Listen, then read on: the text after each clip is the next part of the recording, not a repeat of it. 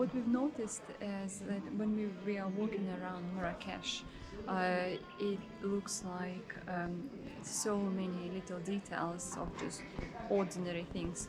How the rubbish bin looks like what kind of metal work is there, or some electricity box, or like one by one on the walls of like absolutely like poor, it seems, places look so intricate and elaborate and nicely designed and decorated.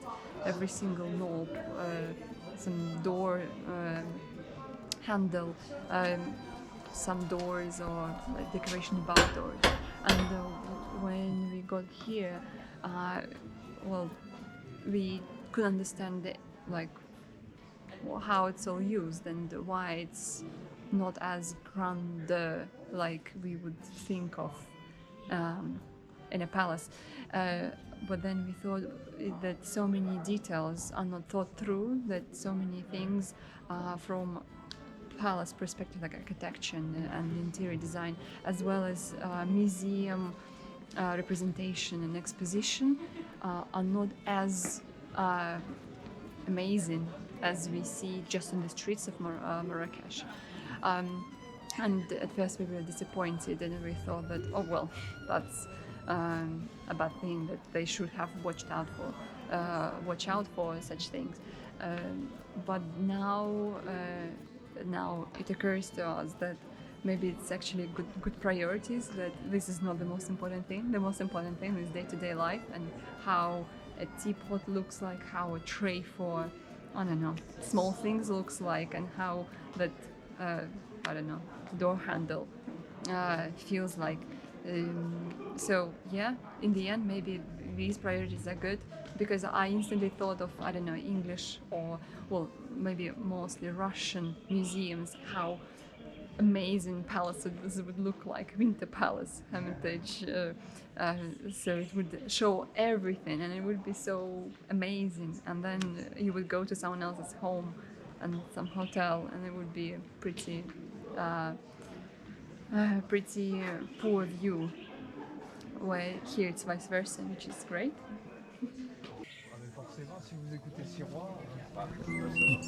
But it was being naughty.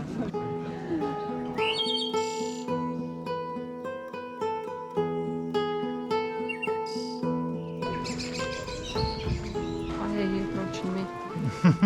Can you please stay away? What kind of palace is that? A royal palace. spelt with R-O-I-L.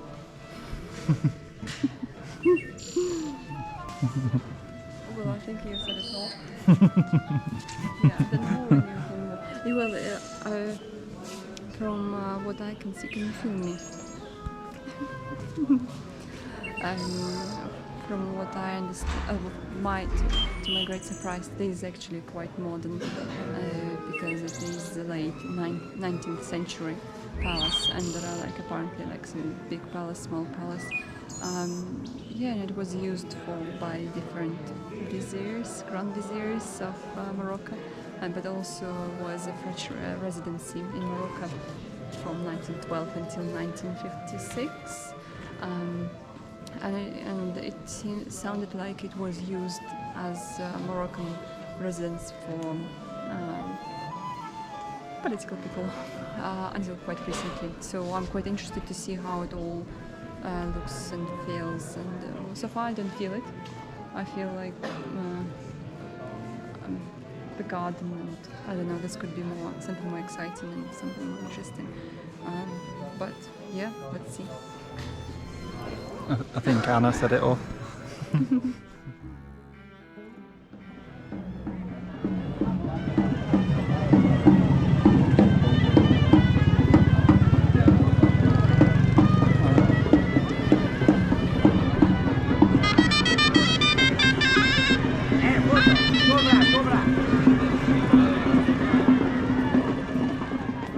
Morocco probably is not the most obvious choice to go to somewhere around November, and we were booking flights back in August when we decided that every 6-9 weeks we would be going somewhere, and also to make sure that we do have something to look forward to.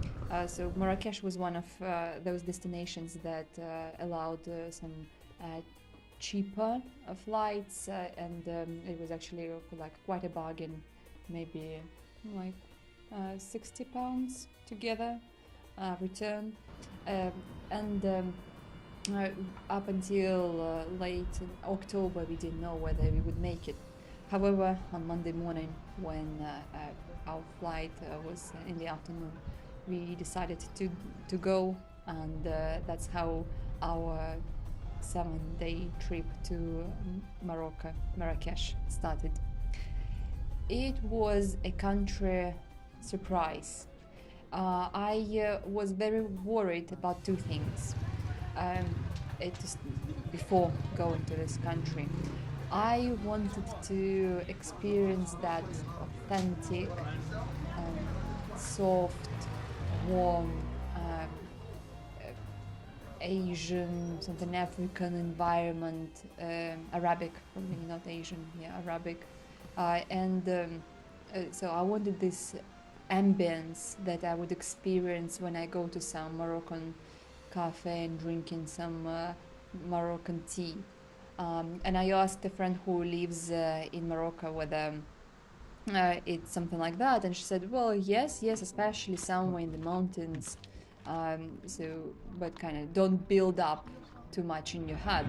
But I couldn't resist. It still was quite a country to think about. So that was my first assumption that there is a special atmosphere that I was really looking forward to.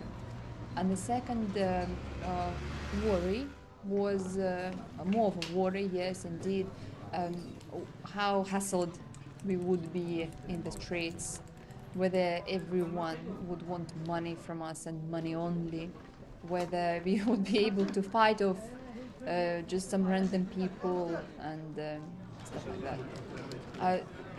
And I was pleasantly surprised that both these worries turned into the most pleasant and satisfying thing when we were in the country.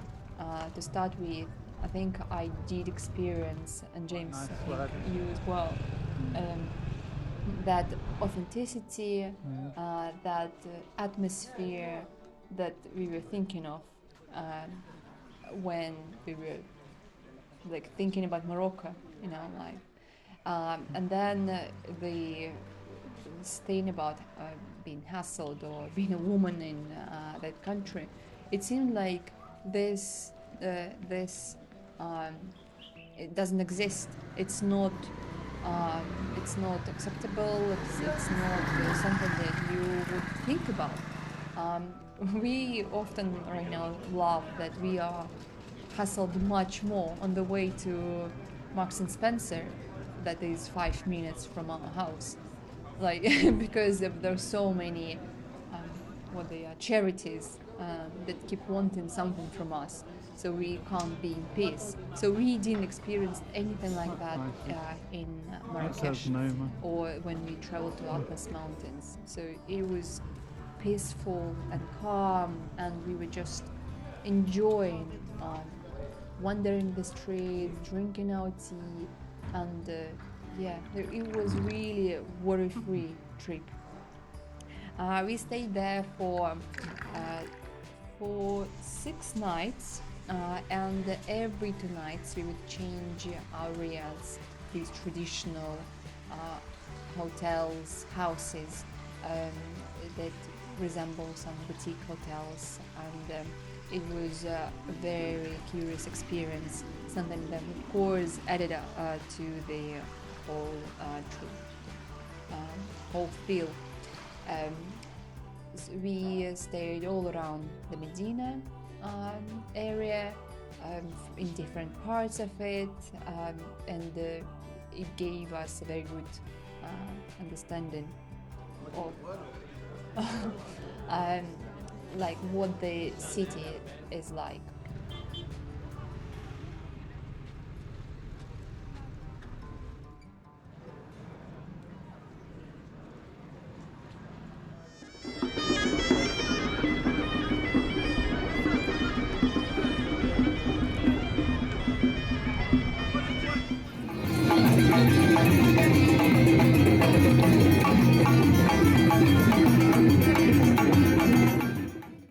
I think every single thing was yeah, like it was a pleasant surprise. For example, the airport, the most beautiful airport I've seen. Probably it could compete with something like Changi in Singapore. I mean, Changi still is probably the best I've seen, but it is so similar to that. And so starting from the airport, which I guess surprised us a bit with the queuing bit. So it was really long and Wi-Fi was not good, so it was a little bit stressful. But it was like totally fine. And then the taxi driver didn't speak any English, but it was fine because we were just embracing everything around us. And then when we dropped off at the main square, we were picked up by this lovely guy from Riyadh, and he picked up our bags, and it felt like, oh no, we don't have any cash. But no, it didn't seem like we thanked him, of course, at the end of our stay, but it was genuine help. And we were following him through the square, and then through those streets into Al Riyadh.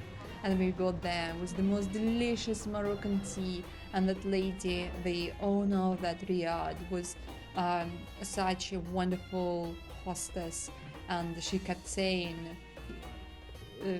lady, this is your house, you should feel the most very comfortable, so like anything you want is here for you.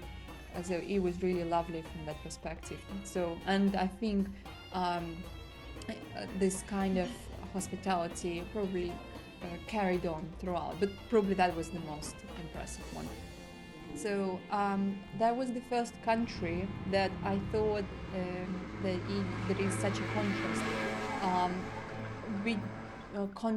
that complements each other. Contrast in a way that it would be dusty, it wouldn't be rich and wealthy and polished, but there would be so many nice little details and decorations in very simple things, like you say, the rubbish bin, and it would be decorated, not one, all of them in the street would have some beautiful Arabic, Moroccan carving in the metal.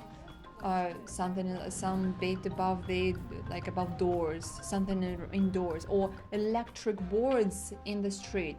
All of them would have those nice features, and it was so sweet and nice to look at, and so authentic. So I kept wondering why this couldn't be applied in any other country, because all other countries have their traditional ornaments. Why they can't be translated into everything around? But yeah, so that was a really curious detail. When we went to one of the palaces, I think it was Bahia Palace, and I think we looked at other palaces. What we thought was, oh, it's not as grand as we would expect. It was a bit maybe on a wealthier side of materials, but not much more than we would see just in some random back streets, or some like one of those riads. So the palace was more spacious, but it didn't have more carving or more gold or some fancy colors. So that was really nice to see priorities, that we won't put billions of whatever currency, dirhams, but yeah, so of any money we wouldn't put into palaces. We would put in all the details throughout our country. So I think that's something to learn from. So of course, Marrakesh in particular, is all about these salesmen, and they're always men, right? It seems. It is really nice, and I think we were really lucky with the weather. It was 30 degrees Celsius throughout all week, really sunny all the time, but not too hot. it was really nice and pleasant, and we were wandering through all those streets, looking at things that are being sold. When I asked James whether he wants anything, he said no. I personally wanted every single thing. I really wanted to embrace this interior design ideas and accessorizes that like people probably would have in Moroccan homes. Indeed, so considering that we stayed in 3 different places and they were in different parts of the city, so it looks like we did cover some variety, but they all had the same features. Indeed, so they would have an indoor pool. Sometimes it would be just to show that there is something rather than actual pool, but either way you could get into all of them. Fairly cold, probably because it was November, but it was really nice nonetheless. So that pool would be in or next to the inner courtyard that would have palms and some tables, usually for breakfast and or just for some rest, like a common room area, and they would all have. So the rooms usually would be, of course, on like on all levels, but like on the first floor mainly, and then all rooms would look into the courtyard, and on the rooftop, it wouldn't seem that. It would seem really like sandy and not sandy, like the colors, beige colors and the roofs, and nothing fancy. But it does create a special character and the sounds of the city, but it's quiet at the same time. I think generally the city was pretty quiet.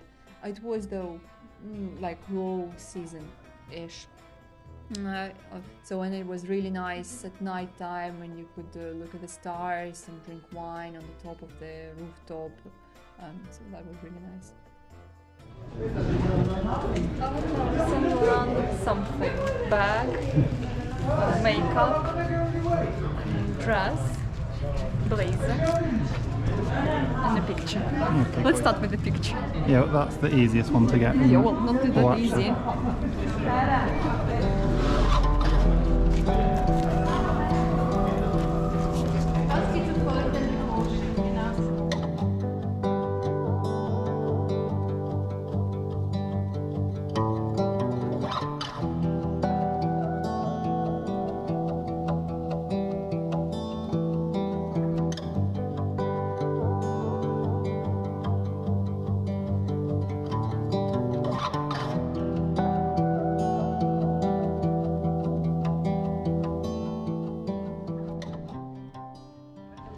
I think it was worth it to spend £13,000 on education to save An hour, 2 hours. 120 dirhams. 12 pounds. 12 pounds here, 12 pounds there, and We'll be at the end it's rolling like in it. £12,000 already.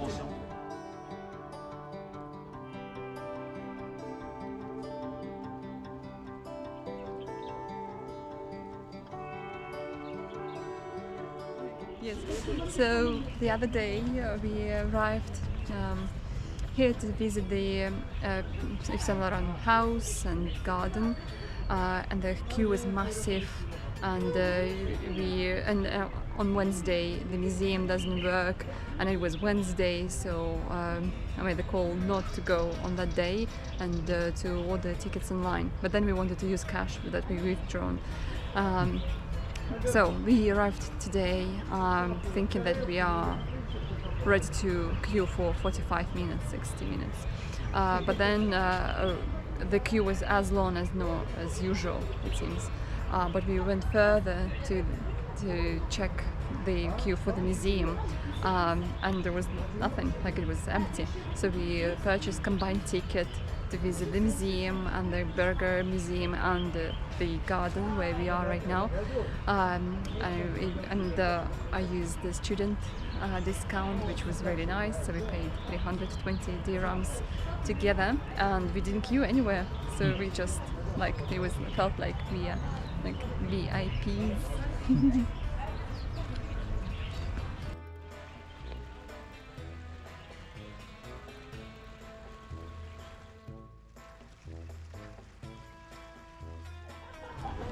We are searching for a very, very, very blue house. Still no luck.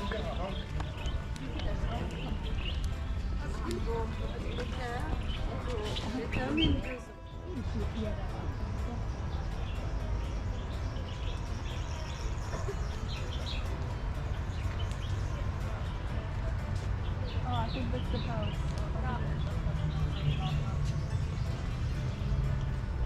But it should be much bluer.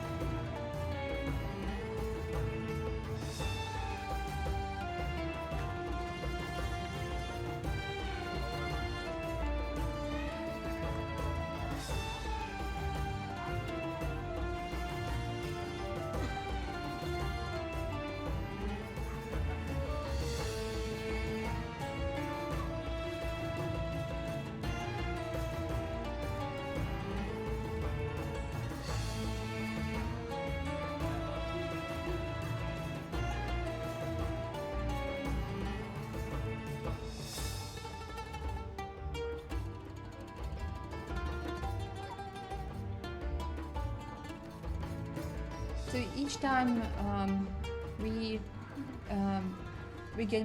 maybe wanted to experience this authenticity going forward in the restaurants, and considering that actually the food was authentic. There were tastes that we didn't try before, but we were, I think, not that impressed with the service or with tastes. However, I think maybe we picked wrong places. Our last place was the Caravan Cafe, and it was recommended by the host in our last riad. And that was really memorable because the tastes were what I expected, this controversial, diverse, both savory and sweet and everything all together, something you would expect from Moroccan cuisine. So that was really good. And Moroccan tea probably was the best in our first riad, and we kept wanting to replicate that. So it is a skill to Moroccan tea as well, even when people are in Morocco. Do you remember how the French lady was serving us Moroccan tea, and first day we thought an accident, she did something wrong, but when it was the second day it was the same and probably worse. We thought that she just we didn't realize it can be that undrinkable. I sipped once and it was pretty horrible. We originally wanted to go to explore the desert, Sahara Desert, or we wanted to rent a car and travel around the country. But the country is actually surprisingly big, and the distances are vast. So in order to reach that nearest, proper Sahara Desert, you would need to drive for 16 hours on a familiar road. So we did both no to that venture. So in the end, but we wanted to go and see something outside the city. So the Atlas Mountains tour was our choice. It was on our last day, last full day, and It was an interesting experience. I probably wouldn't go again onto something like this, not as a group, because it seemed like we were taken. It was like a sales tour, so it was the moment when we felt like we are being, as a group, taken from one place to another, where we needed to pay here, to pay there, to pay there, to either purchase or donate for their service or something like that. Which most of the time I think we could get rid of, could get away, because like we didn't want to buy something, especially with those prices, like for example soaps, oils, carpets, something like that. But then when people were telling us stuff, I don't know, about history or the Berber lifestyle, so that was kind of, it felt like we do need to donate. So that was, so it was all right. So it gave certainly an impression of the Atlas Mountains, maybe an impression that I wouldn't go there again soon. But I think also I want to go to experience it maybe in a more authentic way or less touristic format.